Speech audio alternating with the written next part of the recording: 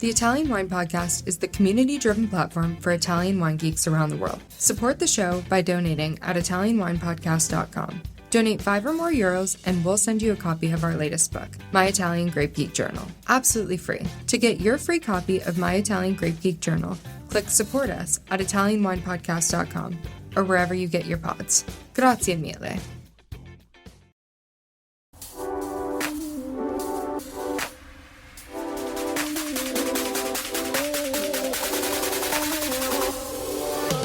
Welcome to another episode of On the Road Edition, hosted by Stevie Kim. Each week, she travels to incredible wine destinations, interviewing some of the Italian wine scene's most interesting personalities, talking about wines, the foods, as well as the incredible travel destinations. Hello, everybody. This is a breaking news special edition Italian Wine Podcast. Today, our guest is the newly acclamated master of wine for Italia, Pietro Russo.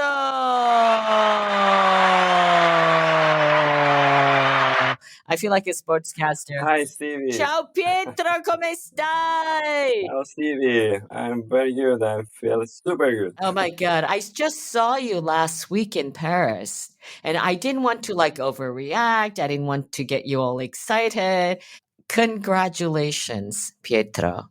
Thank you. I feel like your den mother, you and Andrea and Gabriele. You know what a den mother is? No. When they're Cub Scouts and then there's a woman, like a parent who's a chaperone of the scouts. That's called the den mother. So I'm the den mother of the Three Musketeers. And yeah, it is such fantastic news. How are you feeling? I feel super energetic. It's such a moment, such a great moment. Feel it's a relief, honestly. It's a relief. It's a relief for me too. When I saw you in Paris last week, I didn't want to overdo it. You never know what to say because you don't want to jinx someone.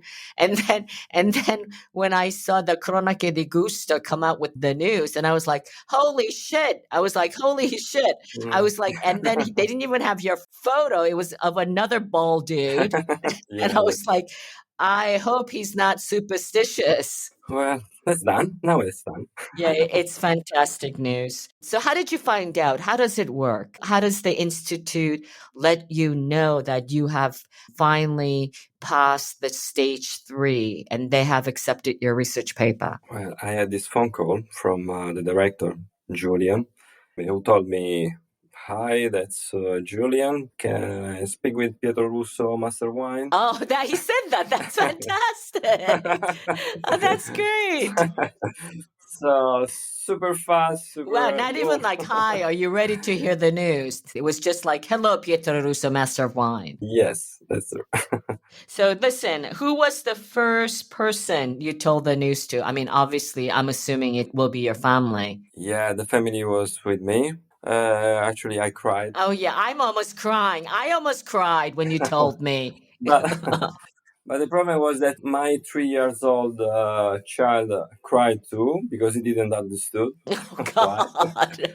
And then my 1-month-old child also started to cry. Oh, my goodness. Because, they didn't know what was going on. I think the same thing happened with Gabriele or something. Yeah, I can imagine. I think when he heard the news. And then, of course, immediately you had to tell your buddies, right? You can imagine who I called. So Gabriele and Andrea. Yes. Three Musketeers, right? Do you have a chat together or did you call them together? No, I had a video call with them. They were in Odney because of the seminar, the MW seminar, and they were waiting for me. They were waiting for the news. The news, anxiously, biting the nails, the nail biting. I felt quite a bit of pressure, if you want. Yeah. but finally that's finished. Yeah, so I mean, of course, I got a chance to know you better when we started during the pandemic. We did the clubhouse, right? And that's when I started calling you guys the Three Musketeers, because for me, you guys were exactly emblematic of the Three Musketeers. And I am so proud that this you have come on board as the official master of wine. And I couldn't be happier for you and all of you, to be quite honest. But would you like to, for those of us who are less familiar with you, Pietro Russo, would you like to tell us a little bit about yourself? First of all, give us the facts, your full name, if you have a middle name, your age, where you're from, and what you're currently doing. Okay, I'm Pietro Russo. I'm 38 years old. I come from Marsala. When is your birthday? 26th of July. Okay, so you'll be 39 next year. Okay. Well, I come from a family where my grandfathers used to make wine. They had vineyards. They used to make artisanal wine to sell for the fortification to the big Marsala wineries.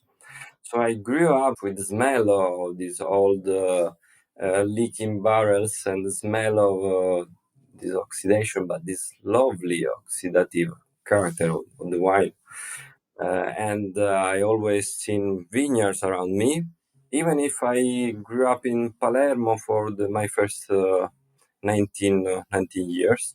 So I had already quite a clear idea of what I wanted to do when I was an adult.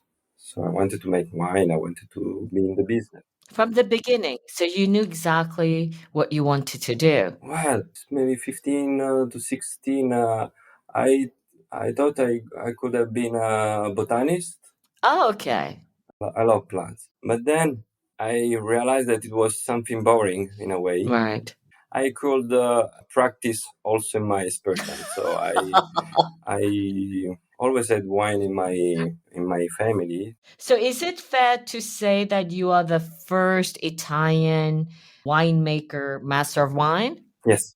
Right. So there is a first as well. So Pietro, let's talk a little bit about your research paper. But before that, explain to us the 3 stages of becoming a master of wine for those who are less familiar with the whole master of wine program. Okay. So first of all, if you want to enter the program, you need to be in the wine business for at least 3 years. Right. That's the requirement. Right. The first stage is a single day exam where you have in the morning 12 wines and in the afternoon 2 essay in English, so Oxbridge type of essay, which is very specific. And also it is actually, more challenging, of course, for non-natives, such as Italians. Right? Absolutely, yeah. And I think this is one of the reasons why there hadn't been an Italian master of wine.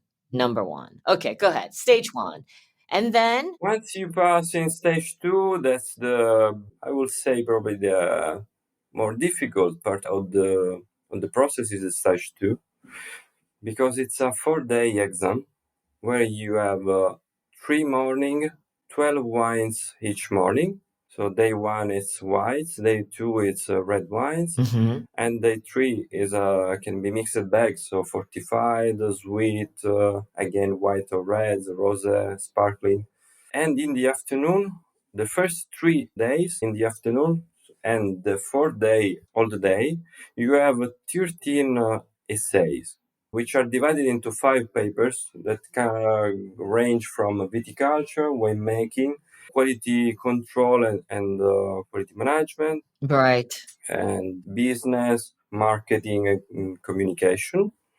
And then the last 2 essays are about contemporary issues, less technical. So very comprehensive overall. And overarching of both the theory of viticulture, winemaking, but also wine business.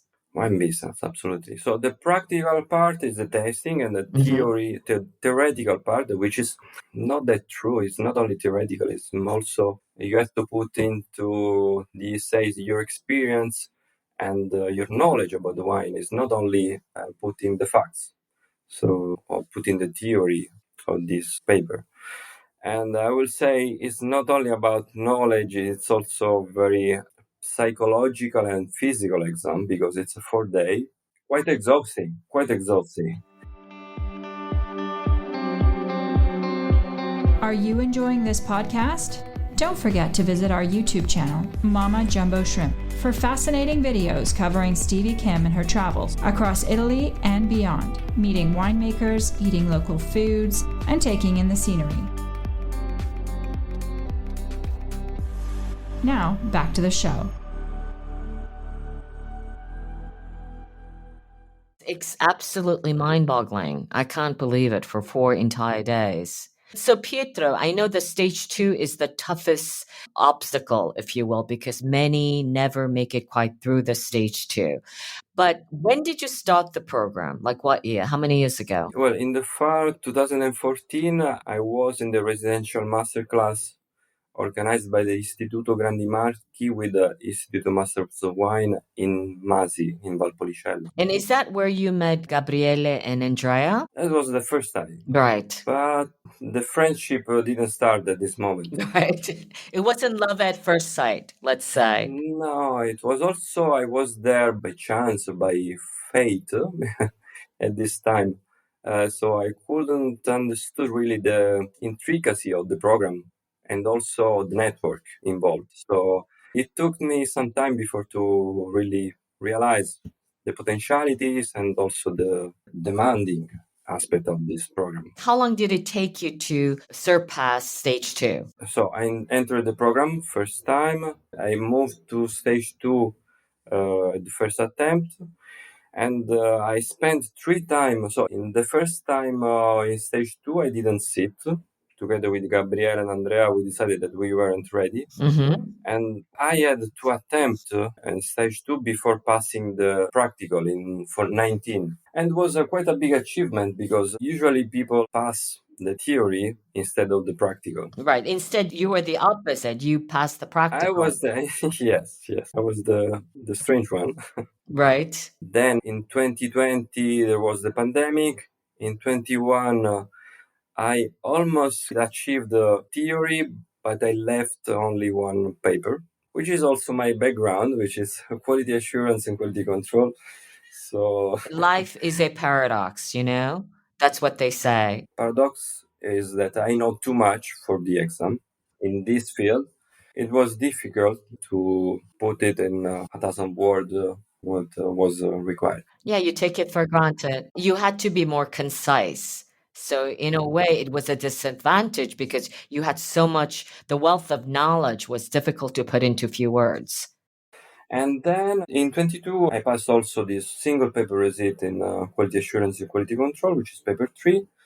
And I moved to stage 3, where I've done my research paper on tartaric stabilization. And in particular, I've compared in the winery where I work for, I compared different methods to achieve tartaric stabilization on wines from Grillo and Nero d'Alba.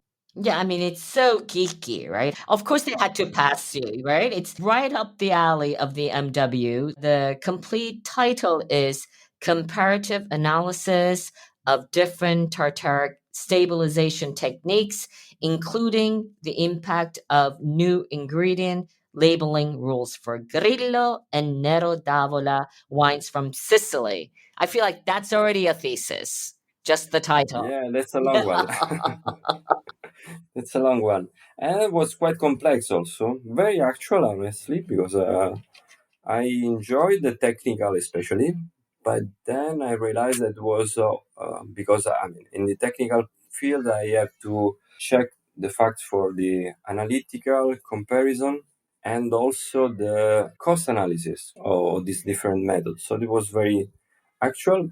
And then I realized that there was also another part that was something to develop and was also successful. I mean, it was important to succeed, which is the legal aspects, considering that there are new labeling rules in place. Yes, it's very relevant right now, the labeling rules. I have checked, I've studied the impact of these labeling rules on the Sicilian wine business, in the Sicilian wine production. So what winemakers feel about these new changes and how they will react. I've surveyed around 120 winemakers in Sicily, which is a big result. Wow, that's very significant. Yes, that's very significant. I'm very happy to of this, let's say, collaboration.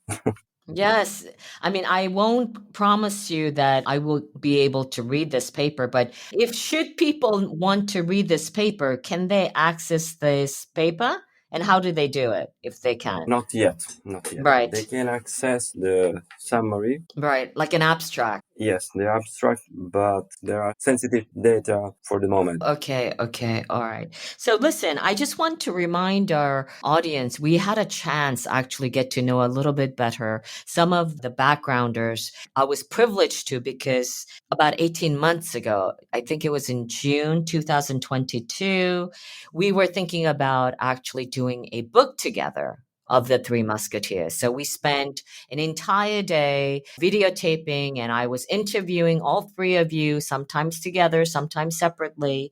And for various reasons, we decided not to publish the book, but we have just dropped the first teaser of the video. It's a series. It's a 4-part series plus the teaser. And I just think like, it's so fatalistic that because we kind of forgot about the video. And then I said, you know what? I would really love to do the video as a short miniseries. Of course, my video team, they wanted to kill me, but we can follow your story and of the Three Musketeers the next few weeks. So I hope our audience will also join us on our sister channel. It's called Mama Jumbo Shrimp on the YouTube channel. It just makes me laugh because I specifically remember in one of the segments you said the MW program is like the Lord of the Rings. That's true. So would you like to share your perspective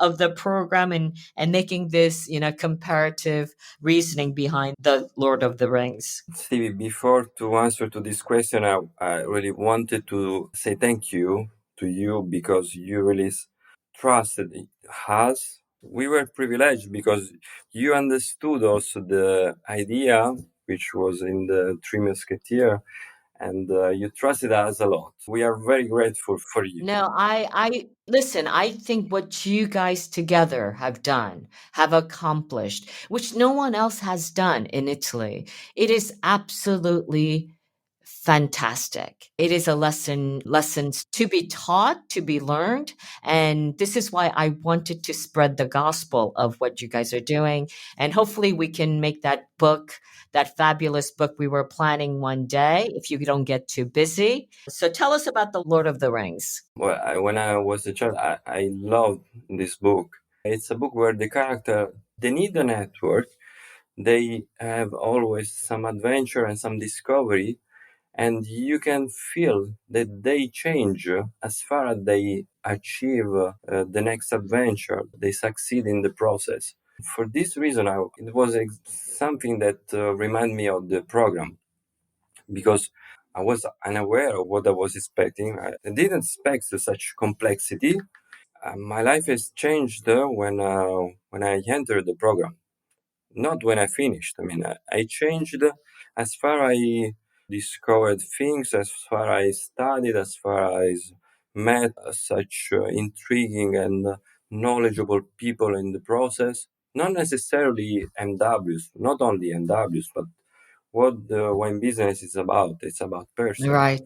So, and Lord of the Rings is about person, which have to discover, and they require some network for this adventure, this continuous adventure. Pietro, I saw you last week in Paris and you said something interesting to me. You said you made a comment about during the program, at some point, at certain moments, you were ready to give up, but you couldn't because you had the solidarity, you had the brotherhood of Andrea and Gabriele. Do you think that was the secret sauce for the three of you, all three of you becoming the first Italian masters of wine? Absolutely. Yeah, that's true. I own everything in the program. Well, except my family for sure, which was so important. If you don't have the support of the family, Yeah. it's impossible to make this successful. But really, I own everything in the program. The biggest success to me was meeting these people and meeting these guys, Andrea and Gabriele, and achieve this friendship, which is incredible. The most difficult moment was in 2018 when I had my second bad result in the program. In 18, we have done a lot of master classes around Italy and around Europe. I spent a lot of money. I was far from my family for a lot of time. It was exhausting also for my finances. So when I had my second bad result in the program, I decided to leave. And again, as in 17, but this time was even more impactful. I had a phone call with these guys, with Gabriele and Andrea, the same day of the results. And we decided, it was very natural, the fact that we decided that we had to keep this process together Sure. and continue in order to be successful. This was the greatest achievement, and I have to thank these guys. You guys are like brothers in a way, right? You're Three Musketeers. And this is the reason why I called you Three Musketeers, because I saw this successful journey only because you were able to support each other and you became a team player, each and every one of you, and supported each other. It's not only because we shared our knowledge or we shared our experience, but it's also because we made some fun in the program. And we always thought that it is about wine and it is about passion. So in a way, it was such a bit of relief to keep this thing together. Yeah, listen, you guys are role models for the future MWs of Italy, but around the entire world. Speaking of which, for those students, MW students who are struggling right now and or potential new students who are thinking about going into the program, how would you advise them as to why they should continue or maybe why they should stop? How would you advise them when they come to you for advice? I would say that the passion is not enough. It's a bit rude to say, but It's a bit romantic, right? You just need passion, right? yes. No, but the passion is not enough. I mean, if you only have passion, that's you will not succeed. It's rude to say, but you need some discipline and you need some methodology to proceed. So the best thing is to understand where you can develop something more, where you can implement your skills and work in this direction by searching people that can help, because the network is already the mission of the MW. You have to embody this vision and this message as far as you are already a student, not at the end. You need to be already connected to other people to understand also the complexity of the wine business. Right. And you have to play in this direction. You have to call, you have to keep and work for this connection. And then it's a matter of time. Yeah. And so far, there are many, many Italians who have tried this journey and have yet to be successful. So, congratulations once again. Just one last thing before you go, and you can join your family, your newborn, and celebrate together. I mean, of course, it's very premature, but how do you think your life will change now that you have become an MW? Will there be some different career prospects? Will you be writing a book? Will you have different priorities? In the perfect world, where would you like to be and where would you like to go? Well, as I told you, my life has already changed when I entered the program. I would love to focus on the things that intrigue me more, where I can really develop and add some value. So there will be some change. Well, I'm a technician, but this process, these studies have still led me a more complex vision of the wine business. So I think I want to develop not only the production, because I'm in the, especially in the production, but I think this could be really an occasion to exploit my connection, also my sensitivity for terroir, but also the sensitivity for the market and how the dynamics of the wine world acts. Yeah, and just be able to share the wealth of knowledge, the vast amount of experiences that you have acquired during your journey of not just winemaking career, but as a master of wine student and becoming a master of wine. Listen, Pietro, congratulations once again. I feel like a very, very proud den mother.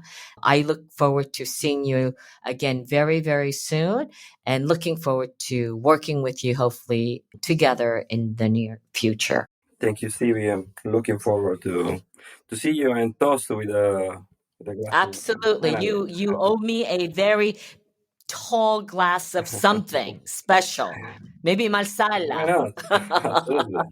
Okay. Thank Alrighty, you so that's much. it. It's a wrap. And thank you so much for joining us, Pietro. I know this is a very exciting moment, and we got you on the first moment as you have received the great news for Italy and Masters of Wine for Italy. So congratulations again, Pietro. That is all.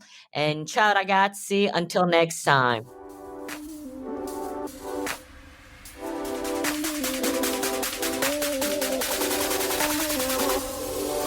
Thank you for joining us on another installment of On the Road Edition, hosted by Stevie Kim. Join her again next week for more interesting content in the Italian wine scene. You can also find us at ItalianWinePodcast.com or wherever you get your pods. You can also check out our YouTube channel, Mama Jumbo Shrimp, to watch these interviews and the footage captured of each location. Chin chin!